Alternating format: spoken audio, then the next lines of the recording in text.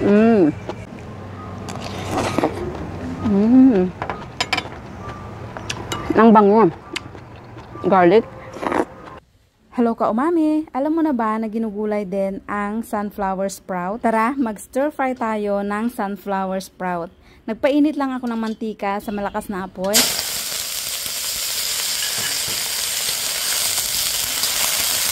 Hinintay ko munang uminit ang kawali at ang mantika bago ko inilagay ang sunflower sprout na kasabay na rin ng bawang, oyster sauce, kaunting durog na paminta, kaunting asukal at pampalasa. At nag-add ako ng kaunting tubig para naman hindi matuyo. At niluto ko lang ito ng mga 10 to 15 seconds dahil ayaw nating ma-overcook yung ating sunflower sprout. So, ganun lang po siya kabilis ihanda at lutuin. And Tikman natin ka umami. So, dapat po sa mga ganitong stir fry ay kinakain na agad. Kundi ay malalanta po siya or kukunat. Ayan. Kaya recommended na after ma-stir fry ay kainin na natin agad.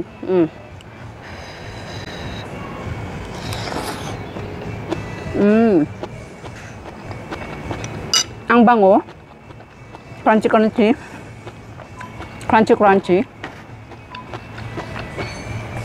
No rice po tayo for today. Ay, no rice, no laman din.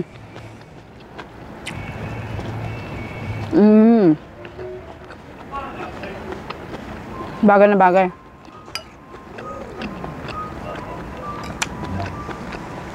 And usually, sinasahugan po ito ng hipon. Pero dahil may chicken na tayo, bawang na lang. At kadalasan po ay ginagamit nila ito sa mga pang-garnish at sa mga salad like Caesar salad. Napakasarap.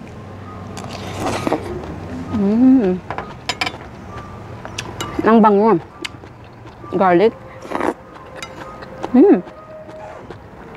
Ang bango. At manamis-namis po siya.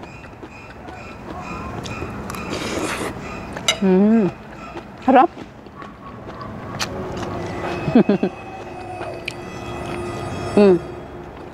Masarap po pang pares sa mga ganito prito, sa mga lechon, sa mga tuyo na pagkain. Ito may naiwan pong hilaw. May isang naiwan. Kalimutan ko palang ipakita sa inyo kung nakakain ng hilaw. Ayan po siya, may natirang isa. Kung nakatikim na po kayo ng hilaw na pechay, parang ganun, or yung mga lettuce, kaya lang meron siyang special na amoy at flavor, parang maminti-minti na manamis-namis. Meron siyang amoy na ganun. Isa pa.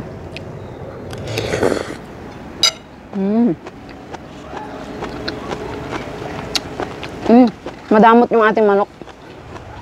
Ayaw mamigay. Diba? Napakasimple. Thank you nga pala sa ating neighbor. Ayan, kapkun ka for the sunflower sprout. Ayan, so dito po sa Thailand may nabibili na buto.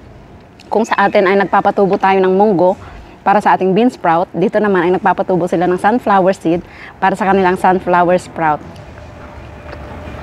Next time itry natin para maipakita ko sa inyo kung ilang araw naman. Same process lang din sa munggo. Baka may mga sunflower seed kayong nabibili dyan, you can try.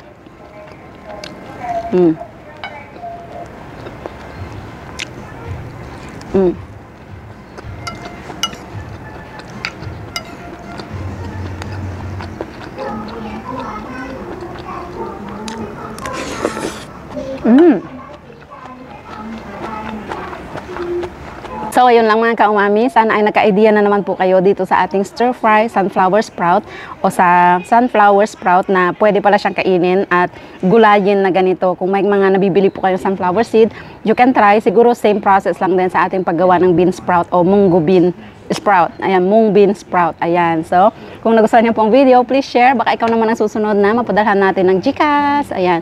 Thank you for watching.